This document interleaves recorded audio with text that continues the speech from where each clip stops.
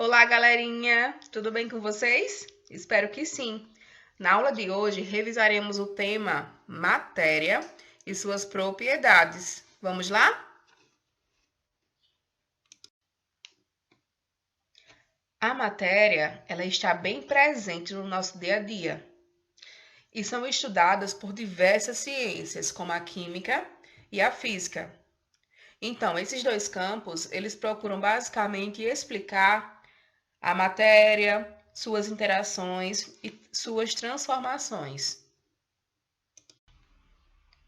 Tanto a química como a física, elas são ciências teóricas e experimentais. Teóricas porque elas formam conceitos, teorias e definições. Experimentais porque essas teorias, definições e conceitos partem dos seus experimentos. Só que apesar de ambas estudarem a matéria, o foco de cada uma delas é diferente. Por exemplo, a química, ela analisa a estrutura, que é como as moléculas se organizam, estão agrupadas, a composição, que moléculas são essas, e a transformação da matéria, como elas se transformam quando interagem com outras moléculas. Já a física, ela também se dedica a compreender a matéria, só que o foco dela não está em sua transformação, como a química, mas sim como essa matéria interage com certos fenômenos, como luz, calor, eletricidade, como é que gera movimento. Para ficar mais claro, vamos tentar entender onde essa química e essa física estão presentes no nosso cotidiano. É bem comum vários materiais que nós conhecemos sofrerem ou transformações químicas ou físicas. Então, como saber se o material sofreu uma transformação química ou se ela foi física? Então, basicamente, quando a transformação ela for física, o material ele vai alterar algumas propriedades, só que não vai formar novas substâncias. O exemplo que eu trouxe para vocês aqui foi da árvore. Então, a árvore, ao ser cortada em pequenos troncos, a madeira continuou sendo madeira.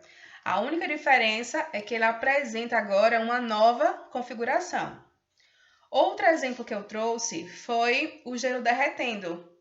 Então, a água no estado sólido, ao sofrer interferência de temperatura, ela passa para o estado líquido. Só que, apesar de mudar o estado que se apresenta, passando do sólido para o líquido, a água continuou sendo água e não formou nenhuma nova substância. Já quando a transformação ela for química, vai ocorrer sim a formação de novas substâncias. E aí, essa formação ela vai ter algumas evidências. Por exemplo, pode ocorrer uma liberação de um gás, a mudança de cor, um cheiro característico ou uma variação de temperatura. O exemplo que eu trouxe foi aqui o fósforo em chama. Então, essa madeira aqui que está sendo queimada, ela não vai voltar a ser madeira. Então, aqui ocorreu a formação de novas substâncias, seja o gás ou a cinza que vai ficar. Eita, professora, então o que é essa matéria que tanto a química e a física estudam e que tanto interfere no nosso dia a dia? Então, matéria é tudo aquilo que tem massa e ocupa um lugar no espaço.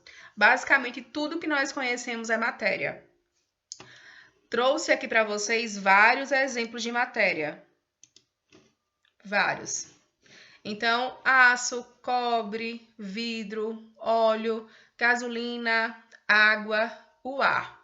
Então, apesar de muita gente achar que o ar não é matéria, porque não tem massa e nem ocupa lugar no espaço, tem sim. Então, através de um experimento simples, como esse daqui do balão, nós conseguimos perceber que um balão cheio, ele tem maior massa que um balão vazio. Então, isso realmente comprova que esse ar tem massa. Ele ocupa, sim, um espaço. Se ele não ocupasse, então essa bexiga, esse balão, deveria estar vazio.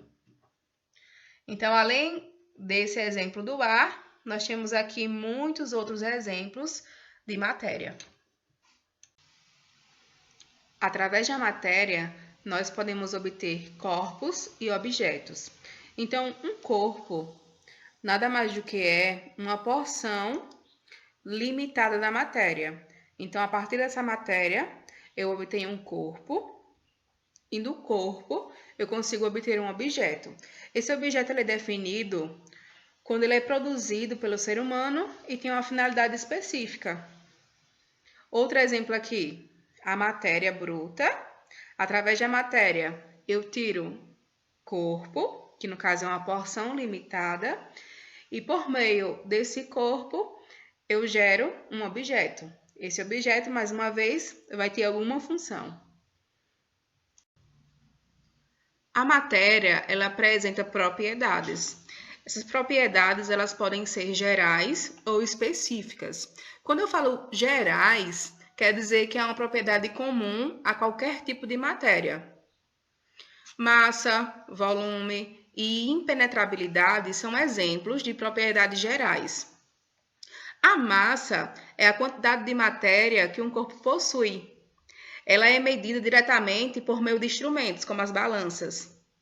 A unidade de medida que calcula essa massa é o quilograma. Só que também pode vir em unidades menores, como a grama, ou até em unidades maiores, como a arroba, que é uma unidade de medida que mede o peso de alguns animais, onde cada arroba corresponde a 15 quilos. Ou além pode vir em unidades maiores, como toneladas. Outra propriedade geral da matéria é o volume. O volume corresponde ao espaço ocupado por essa matéria. Esse volume é determinado pelas suas dimensões. Então, digamos aqui que nós temos dois exemplos. Imaginem que sejam duas caixas de papelão.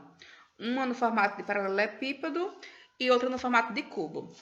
Para mim calcular qual é o volume que esses dois objetos têm, eu teria que fazer a multiplicação do comprimento vezes largura vezes altura.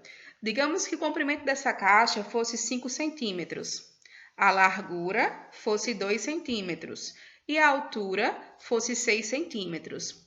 Para mim saber qual o volume ocupado pela caixa, eu teria que multiplicar 5 vezes 2 vezes 6. Então, a resposta seria a multiplicação desses três valores. 5 vezes 2, 10. 10 vezes 6, 60.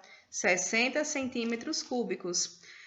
O centímetro aqui é elevado a 3 por conta que são 3 centímetros. Um para o comprimento, um para a largura e o outro para a altura. A outra propriedade geral da matéria é a impenetrabilidade, onde ela fala que dois corpos, eles não podem ocupar o mesmo lugar no espaço ao mesmo tempo. Então, outro exemplo aqui. Esses três recipientes estão com matérias dentro. Então, aqui um sólido, um líquido e um gasoso. Onde tem o sólido, só vai ter ele. Não tem como o recipiente ou até essa rolha ocupar o mesmo lugar.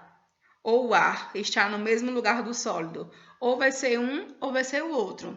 A mesma coisa aqui. Se eu pego esse sólido e coloco aqui dentro, não tem como o sólido e o líquido ocupar o mesmo espaço.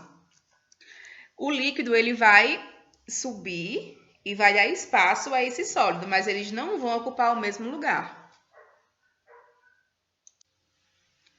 Vamos ver agora quais são as propriedades específicas da matéria. Então, se as gerais, as propriedades gerais eram aquelas que eram comuns a todo tipo de material, a específica, como o próprio nome já fala, ela vai ser bem característica, bem individualizada a cada corpo. Então, uma propriedade específica que nós vamos trabalhar hoje é a densidade, onde a densidade é a razão entre massa e o volume de um corpo, em determinadas condições de temperatura e pressão. Para calcular a densidade, nós temos uma fórmula específica, onde D é igual a M sobre V. O D corresponde à densidade o M, massa, e o V, volume. Então, para calcular a densidade, eu vou ter que realizar uma divisão de valores. Então, o valor da massa dividido pelo valor do volume. Um exemplo prático, para ver se vocês entendem. Digamos que um determinado corpo tem 50 quilogramas e ocupa um volume de 2 metros cúbicos. Então, para mim saber qual é a densidade desse corpo, eu terei que fazer a divisão do valor da massa, que é 50 quilogramas, dividido pelo valor do volume, que é 2 metros cúbicos.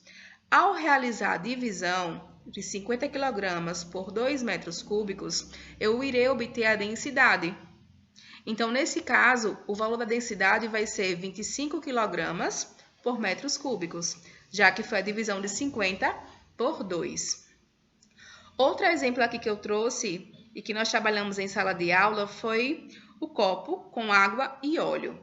Então, a densidade faz com que eu perceba, através da análise da composição aqui, quem é mais denso e quem é menos denso.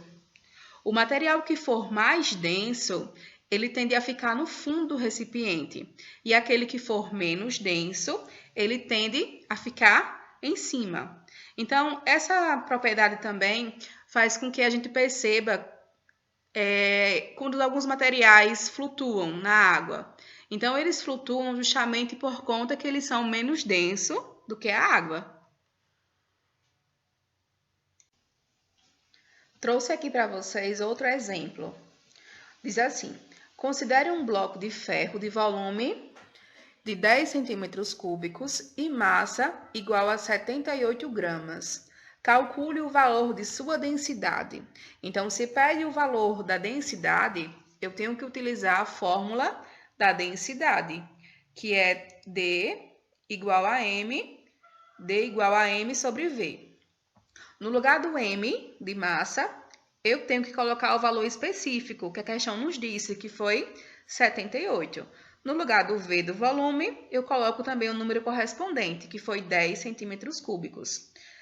Para saber qual é a densidade, qual é o número correspondente à densidade, eu tenho que fazer a divisão dos dois valores. Então, 78 dividido por 10. Então, a densidade desse bloco de ferro é 7,8 gramas por centímetro cúbico. Então, gente, por hoje é só. Espero que tenham compreendido. Mas, em caso de dúvidas, podem entrar em contato. Se cuidem, viu? Abraço!